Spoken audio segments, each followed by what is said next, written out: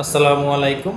যারা এতদিন দিল্লি না ঢাকা ঢাকা ঢাকা বলে গলা ফাটিয়েছেন, ভারতকে বাংলাদেশের শত্রু মনে করছেন এবং কোনোভাবেই বাংলাদেশ ভারতের সাথে কোনো বাণিজ্য বা কোনো চুক্তি রাখা উচিত না বলে একেবারে গলা ফাটিয়ে ফেলেছেন, কদিন আগেও দিল্লি না ঢাকা ঢাকা স্লোগানে মুখরিত করে তুলেছিলেন। এই সরকারও আমরা যেটা দেখেছি যে একেবারে ভারত থেকে দূরে সরে গিয়ে অন্যান্য দেশ থেকে আমদানি করবেন, এটা করবেন সেটা করবেন, ভারতের সাথে সম্পর্ক রাখবেন না। তারপর আবার দেখলাম গোপনে গোপনে ভারতের আম পাঠাচ্ছেন উপহার হিসাবে। বাংলাদেশ থেকে আবার ভারতে ইলিশের দাম কম। এখন আবার যখনই দেখছে পেঁয়াজের দাম বেড়ে গেছে, জনগণ আবার এটা নিয়ে একটা ইস্যু করে আন্দোলন করতে পারে অথবা এটা নিয়ে একটা সমালোচনা হতে পারে, তখনই আবার সেই ভারত থেকে পেঁয়াজ আমদানি করছেন হিলি স্থল বন্দর দিয়ে। এখন কেন পেঁয়াজ আমদানি করতে হবে ভারত থেকে?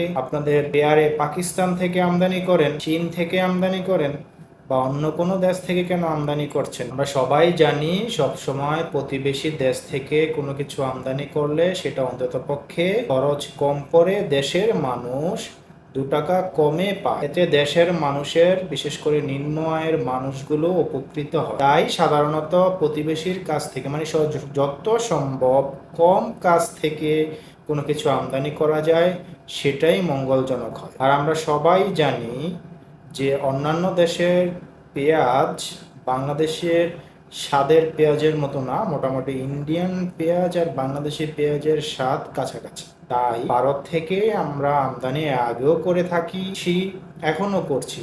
আবার কিছুদিন আগে আমদানি করবেন না বলে চালও আমদানি করেছে, মানে বিপদের সময় ভারতকে কাজে লাগে, আর যখন বিপদ উদ্ধার হয়ে যায় তখন দিল্লি না ঢাকা। যে ভারত মুক্তিযুদ্ধের সময়ও আমাদের সহযোগিতা করেছে, যে রাশিয়া মুক্তিযুদ্ধের সময় যদি সপ্তম নৌবহর আটকে না দিত তাহলে আমরা হয়তো স্বাধীনতার স্বাদ পেতাম না। তাদেরকে ভুলে আমাদের ভিতর যে পাকিস্তান প্রীতি বারবার উতলে ওঠে, তারা কারা এটি বর্তমানে অজানা কিছু নয়, এটি বলারও কিছু নেই। তবে আপনাদের এই যে ভারত বিদ্বেষ করে আবার সেই ভারত থেকে যখন আমদানি করেন, তখন আপনাদের এই লজ্জা, আপনাদের এই যে একেবারে শির দ্বারা উঁচু করে গলা ফাটিয়ে বলা, সেই বলার কথার মান সম্মান, সেই বলার কথার ওজনটুকু থাকলো কই? আপনাদেরও তো একেবারে কি বলে এটাকে, আপনারা তো নির্লজ্জের মতো হয়ে গেলে। আপনারা এখন তো যে কি বলে, যখন কিছু কুকুর আছে দেখবেন যে যখন আশেপাশে কেউ থাকে না, নিজ বাড়ির কাছে থাকে, তখন একেবারে ঘেউ ঘেউ ঘেউ ঘেউ করে লেজ খাড়া করে।